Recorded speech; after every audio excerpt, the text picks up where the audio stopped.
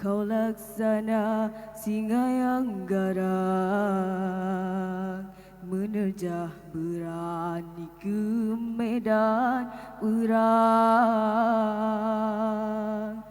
Kau bukti mujahidah nan wajah, berjuang demi Allah dan Rasulnya. Libat pedangmu sungguh menggerunkan, menyabar bagaikan kilat yang memancar. Kemenangan musuh kau jalarkan.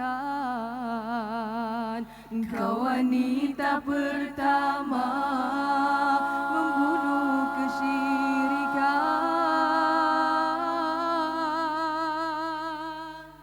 Walau di hatimu ada gundah, tapi kau sembunyikan dengan tabah. Melihat jasad Hamzah yang dirobekkan, kau relakan segunung kesedihan demi tersebarnya lautan keimanan. Oh Safia,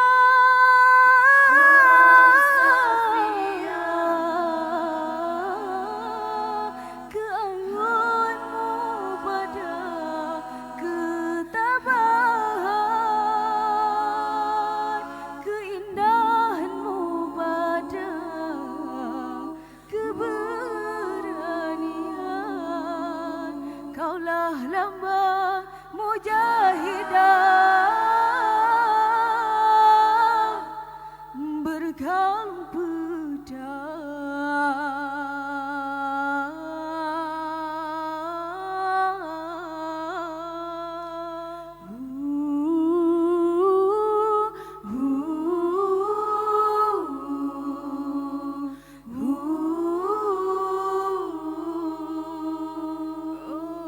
Safia, kaulah citra mujahidah sejati. Gerah hatimu umpama angin,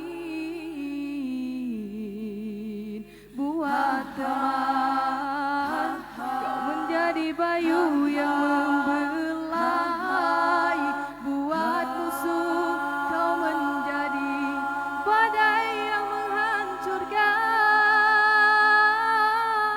Walau di hatimu ada gundah, tapi kau sembunyikan dengan tabah. Melihat jasad Hamzah yang dirobekkan, kau relakan segunung kesedihan demi tersebarnya laut